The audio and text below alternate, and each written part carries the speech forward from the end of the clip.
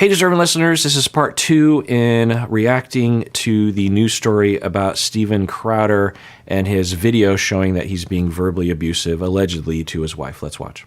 What you need to get, and I need some space. We need to just stop engaging for a little bit, okay? I love you.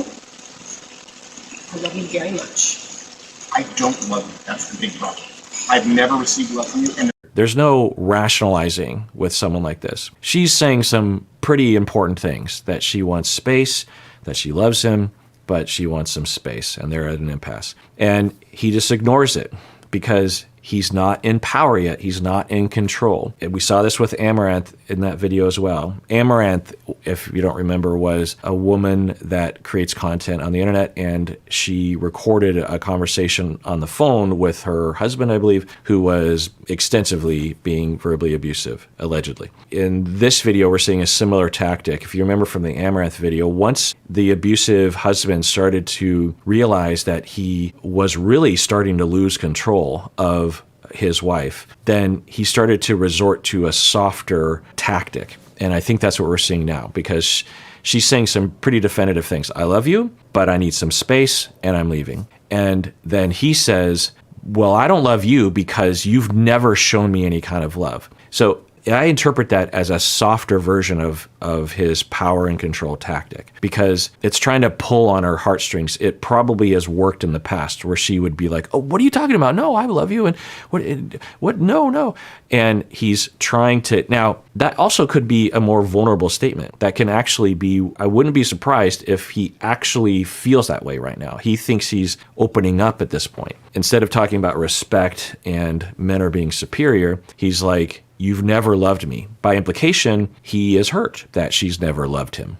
Now, I doubt that that's true, but given his attachment and security, given his upbringing, he might actually feel that way.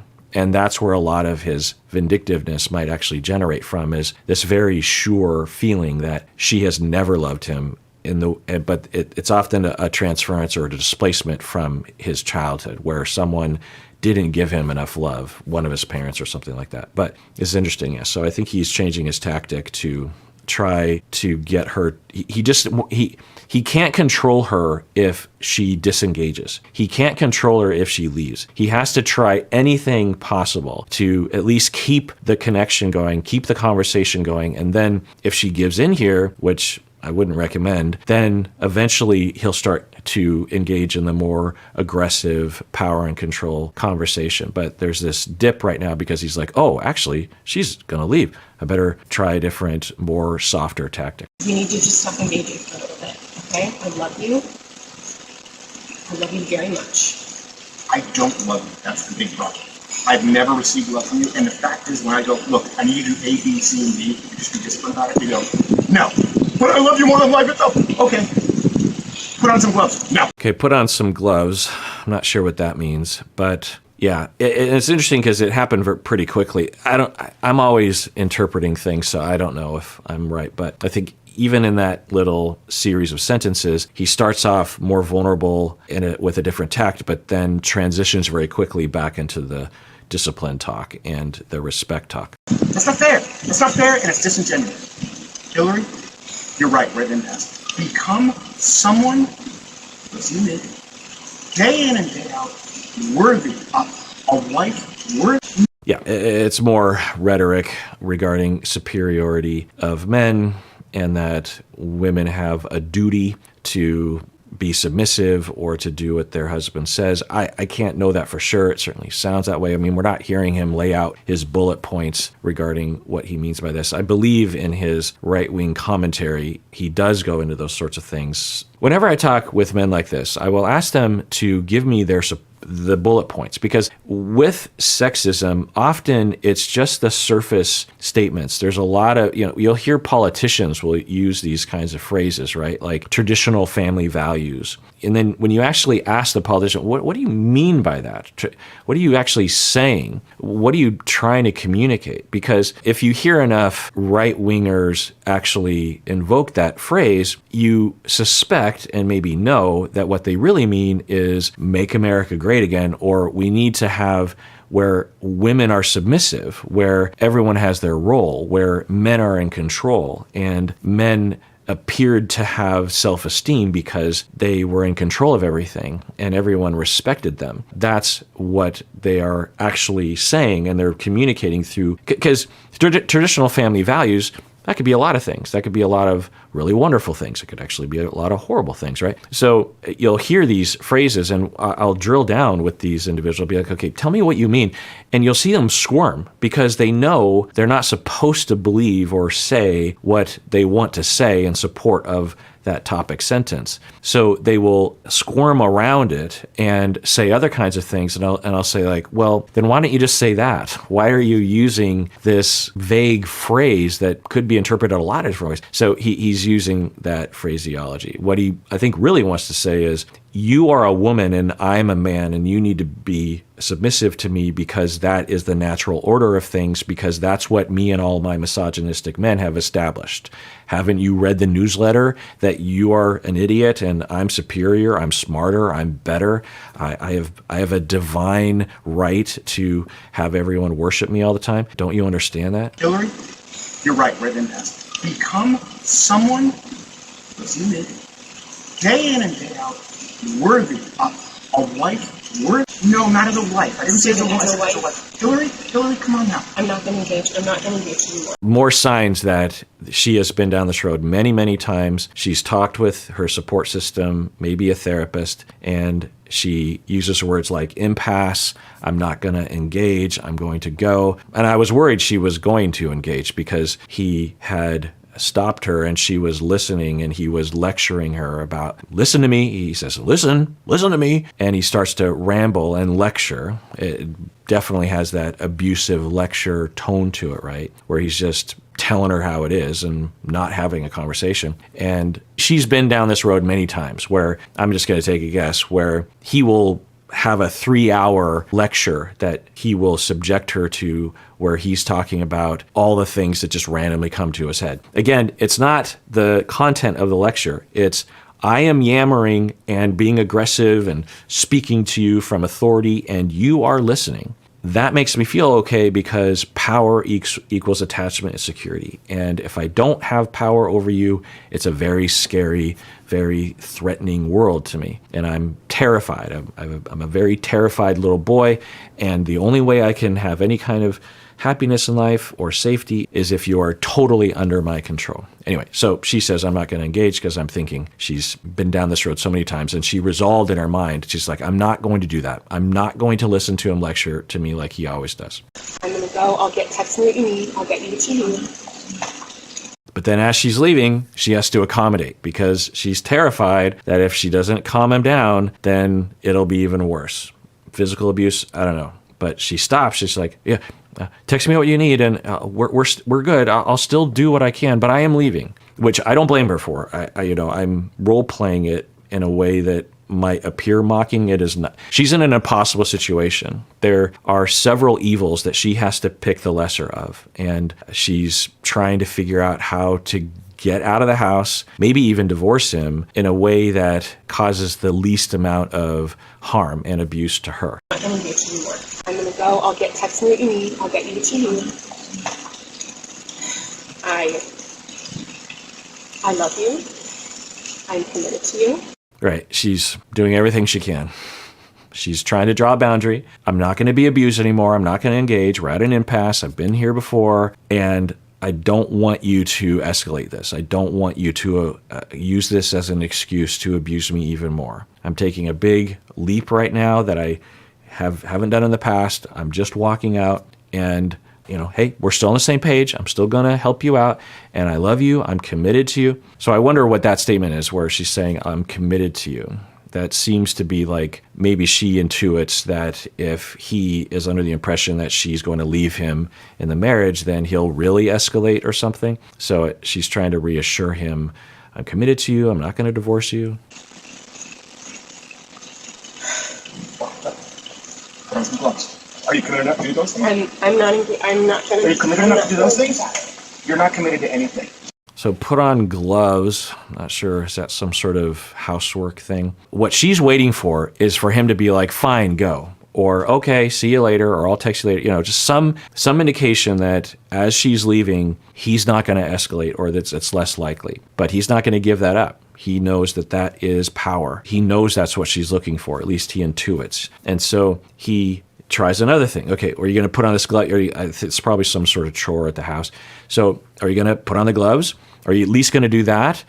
Because in his mind, he's like, I'm trying whatever I can to keep this conversation going so that I can continue to yammer and lecture her, because it's worked in the past when I did that. And I saw that when I was a kid. It worked with my parents or wherever this was modeled to. And so that's my only road to happiness. That's the only road for our relationship to actually be salvaged. I'm desperate for that. I'm terrified. This is driven by terror. Make no mistake about it. They don't look afraid, but they are terrified. And when people are terrified, they will do a lot of different things. So we don't have to have sympathy for that. I don't have any sympathy for it. You can be terrified. You can't be abusive. Come on. So he is trying whatever he can. So I think he's saying, hey, okay, what about this chore thing? And then she'll stay for that, right? And then I can continue to badger her, and then maybe we can get back there. But if she leaves, I'm really scared of that. I'm not trying to. Are you committed enough to do those things? You're not committed to anything. And then he uses her word committed, because she just said, look, I'm committed to you. And then he says, look, you're not committed to anything. Grasping whatever he can. It's abusive. It's annoying. It's coercive. It's disrespectful. Isn't it interesting that he keeps talking about respect and he's the one being disrespectful? You just said I love you. I'm committed to you. Walk the dogs, put on some gloves. Walk the dogs, put on some gloves. Are you committed enough to do those things? So again, he's using her words, trying to use anything he can to get her to stay, to control her. And he's talking about gloves and walking the dogs. So maybe the gloves have something to do with walking the dogs. Are you committed enough to do those things? Are you committed enough to do? And isn't it interesting, you could draw a parallel with Amaranth as well, that Amaranth's husband appeared to be using the dogs as a triangulated third to control Amaranth. And maybe he's doing that too, because he knows, I'm guessing, that she loves the dog or dogs and will do anything for them. And so he's like, hey, you're committed. You need to do this. You need to stay here so I can continue to lecture you. And I'm thinking that's what's happening, because he knows that she will have a hard time refusing her care of the dogs. I'm gonna just Walk the dogs, put on some gloves. Are you committed enough to get the medication the dogs take? No, you take that in. Oh, medication.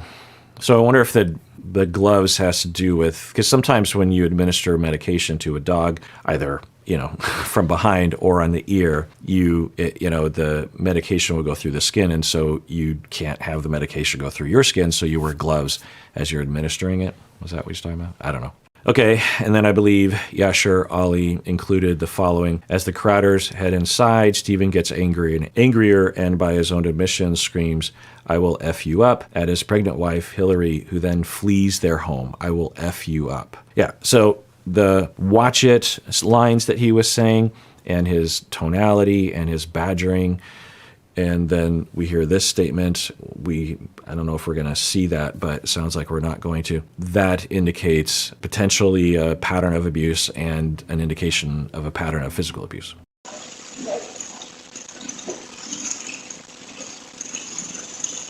Okay, that's the end. Yeah, the Amaranth footage was much easier to analyze for me. There's a lot of questions here. Certainly, there seems to be some indication of a pattern of abuse from him. But as someone who does this kind of work, not only treatment-wise, but I also used to work as a forensic psychologist, and I know enough to say that there's often a lot of details that you can't tell from a video like this. So I can't tell. I can't make a strong assertion from what's happening here. So maybe we can see some follow-up journalism around this. Arguing with his wife that she should go pick up groceries, but she can't use his car. That what is her respect for the man? Like, what does she think about men? Oh, so she wanted to go get groceries, and he wasn't letting her use his car. I don't know, that points in the direction, who knows, that she doesn't have a car, and he controls her by not allowing her to have her own car, I guess. I don't know. That's just speculation. There's a lot of other explanations. She could have a car. Her car's in the shop or something. Okay, so some piece of context there is that he says put on gloves, and this is because he was asking her to give medicine to the dogs, and she was asking him to do that task because she's afraid the dog medicine might be toxic to her as a pregnant person. Oh, okay. Well, I'm glad that context was given. I mean, I don't know the credibility of that claim, but that certainly fits with the data. No, we have to make light of this because it's so egregious and disgusting. But I want to tell you more because Mondale hinted at it. Like, it does feel, although Hillary alleges otherwise, that there might be some physical abuse because Yashar Ali reports from his newsletter. Okay, so according to the journalist, they're saying that Hillary has stated that Steven Crowder was not physically abusive to her. That's what it sounded like. And if that's true, yeah, it's hard to know. Could a victim say to the public that they're not being victimized as a way to try to manage the victimizer, the abusive person? Sure, that happens all the time, probably more times than not, honestly. So it's possible. But from what we saw, I could see a scenario where he wasn't physically abusive, or he did put hands on, but she doesn't categorize it as physical abuse. I don't know. But we don't need physical abuse to justify labeling someone as an abusive individual. Verbal abuse, emotional abuse is rough. Some people will say having partners or parents who abuse them in various ways, verbally, emotionally, physically, they will report, sometimes, not always, that the physical abuse was the least of their worries because to be hit or beat was painful and rough, but at least you knew the parameters. You knew when it was going to end. You knew how bad it would typically get, and you would just take your lumps. It wasn't great, but it would be over at some point. But the verbal and emotional abuse gets under your skin, and it's just unrelenting, and it starts to brainwash you. It starts to make you feel like you're worthless. Of course, the physical abuse will make you feel worthless as well. But the ongoing verbal and emotional abuse, if you've ever been through it, you know that that can be extremely destructive, potentially for the rest of your life. You might need a lifetime of therapy to recover halfway from verbal and emotional abuse, and really all types of abuse. But my point is that we don't need to, and I feel like society does this sometimes. It's like, well, he's got to be physically abusive, right? Hillary, it sounds like she came forward and said that she wasn't. And then we're like, well, but no one acts like that if they're not physically abusive. And plus, I want to hate the guy, so I want to believe that he's physically abusive. You can still hate him for the verbal abuse and emotional abuse. You can absolutely dislike and judge someone and cancel someone, I suppose, for verbal and emotional abuse. It's not just verbal and just emotional abuse. It is unrelenting. It is damaging. It is not okay. It will break someone down. And if you've ever been through it, you know how horrible it is. I believe his Substack, which is where this is reported, saying moments later off camera after this argument, Steven Crowder, by his admission, would lose control and scream at his pregnant wife in a threatening tone, "I will F you up," which is what led his wife to flee the home. However, neither Hillary nor Steven is contending that there was physical abuse in their marriage or sexual infidelity. And in audio files and text messages I reviewed, Steven Crowder admits to some of his faults, which include a volcanic temper. Sorry. Yeah, abusive people will sometimes claim that they have an anger management problem or a temper. And usually they will admit to that when they feel like they can't get out of it and they have to admit to something. But that's not the way we frame it in our industry. In fact, I would assess people when they would come in having been committed of a crime of domestic violence, intimate partner violence. And we would actually find that a small minority would qualify for what we would call having a temper or an anger management problem, meaning that they didn't have the personality traits and the belief system that upheld an abusive behavior. In other words, there were two groups of people. There were people that would come in and we would say, yes, you need to go through the abusive perpetrator treatment, but a small group would be like, well, actually, you don't need that. You need anger management. So for the individuals that we would flag for abusive perpetrator treatment, these individuals had a personality such that they actually believed that abuse was okay. They had a belief system that said, often it was men that I was treating, they had a belief system that men were superior and men were better and women were inferior, and it was okay for men under certain circumstances to beat their wives. wives. So that's in their personality. It's in their bones. They believe that to be true. And they also have a personality such that they have high reactivity. Often these abusive individuals, they don't necessarily have a bad temper outside of their marriage. At work and in other situations, they're calm and cool as a cucumber. But when it comes to attachments, that's when they engage in the abusive behavior. Whereas a small minority of people would come into us having been convicted of abusing their partner, and we would find that they didn't have that belief system and they didn't have a pervasive personality trait or a set of traits that resulted in them being violent with their attachment with their partners. And so these individuals tended to have anger regulation problems in every circumstance, at work, with friends, with their partner, while they're driving on the street.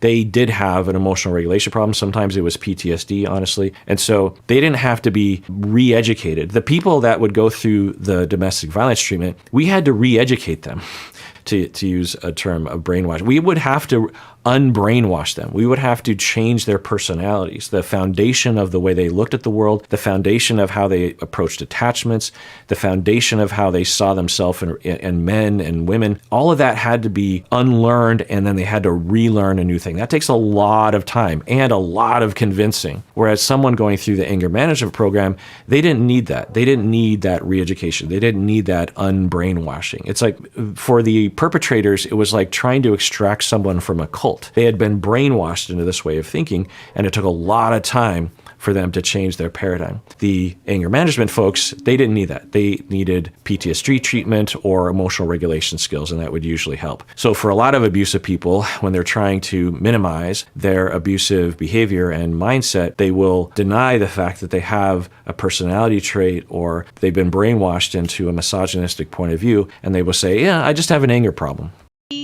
But look, his family has spoken out about this. And the reason, in my opinion, that they've been speaking out about this is because Steven Crowder had the audacity to openly talk about their divorce on his program in a way. Okay, so it sounds like they did get divorced, and he talked openly about the divorce, probably critical of Hillary. That made it sound like there was no reason that his wife was seeking said divorce, right? And that it should, for some reason she just wants out of it.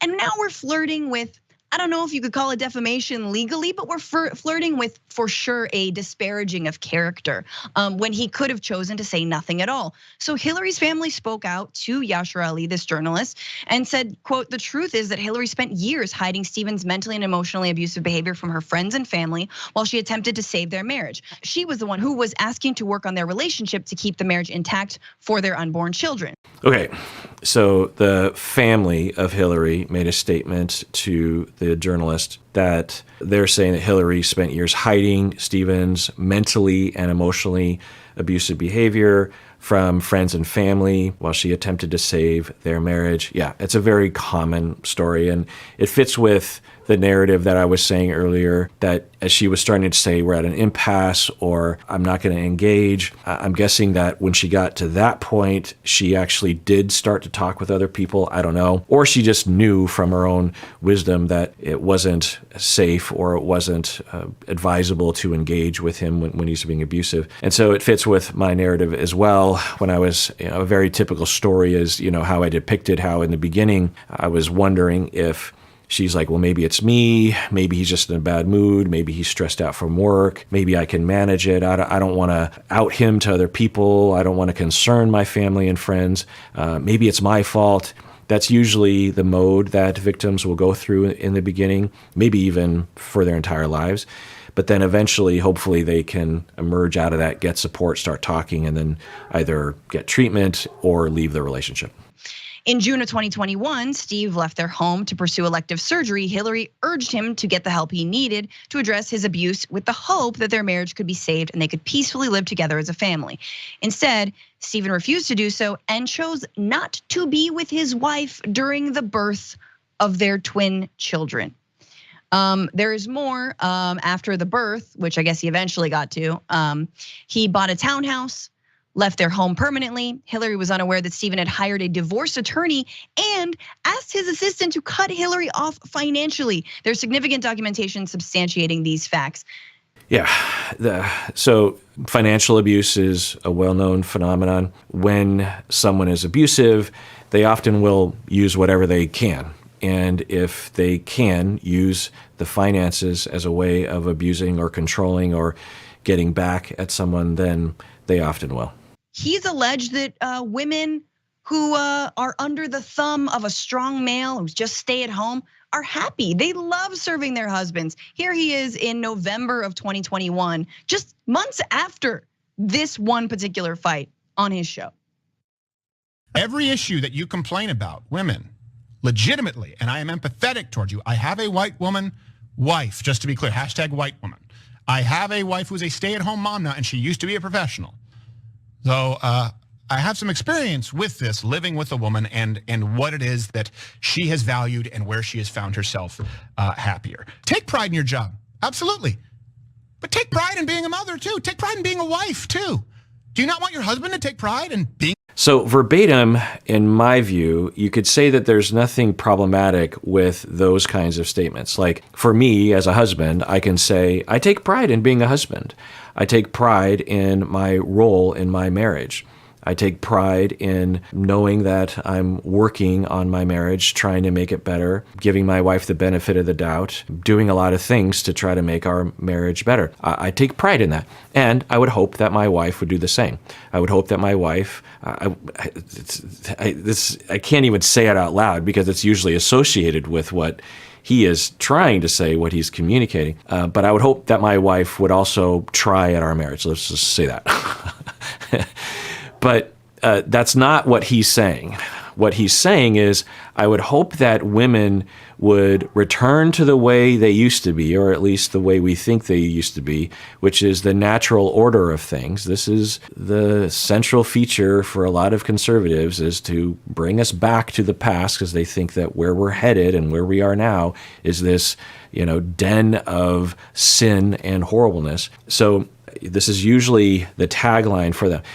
50 years ago, they would just say it outright. They would say, women need to be barefoot in the kitchen because that's the natural order of things. They have learned, the misogynists and the conservatives and folks like this, they know that they can't say that because even among other right-wingers, they will say, well, that's going too far. So they will tone it down, but the message is the same. They mean the same thing, but they use different words for it. This is true with racism. 50 years ago, they would just say, black people are stupid and criminals. Everyone understands that. Today, they will say things like thugs who will loot stores, or they'll use things like urban as a stand-in for black people, or inner city. Well, the inner city, they're all stupid and criminals. We all know that. They're using code words that everyone understands what they're referring to, but they're evading a direct link to racism. But it's clear that they're being racist, right? So this is the phraseology of the modern sexist. Where she has found herself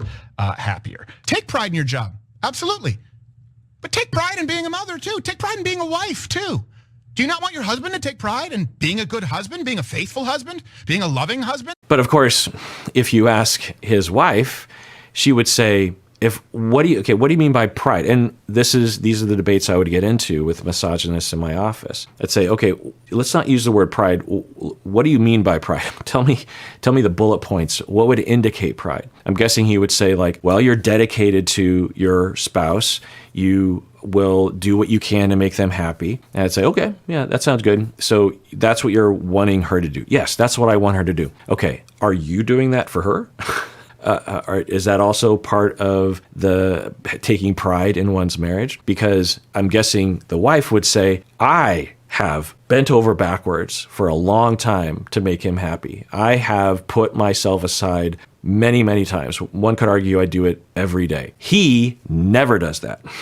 Okay?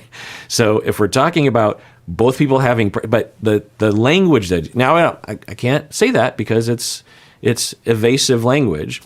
So verbatim-wise, there's nothing wrong with what he's saying. Like I was saying earlier, I take pride in being a husband. I hope my wife takes. When I say it out loud, it sounds sexist, when I say it about my wife. When I say it about myself, it doesn't say. So I'm not even going to say it. I would just hope we both are dedicated to our relationship. I hope we both try to make this thing work. Even that sounds sexist because it's sort of in line with anyway. But everyone knows, especially his audience, given all the things, all the rhetoric that he says, that what he's saying is, I would hope that women would serve their husbands like the natural order of things, like the way things used to be, because that's the way things should be. She should be getting me a beer from the fridge, and when I arrive at home, she should run to me and kiss me, and when I'm upset, she should listen to me lecture to her for 3 hours. In your job. Absolutely. But take pride in being a mother, too. Take pride in being a wife, too. Do you not want your husband to take pride in being a good husband, being a faithful husband, being a loving husband? The qualities that you admire in a man? Take pride in being a wife and a mother, not just a career. You can take pride in either or, but generally speaking, not both. You can't have it all. Okay.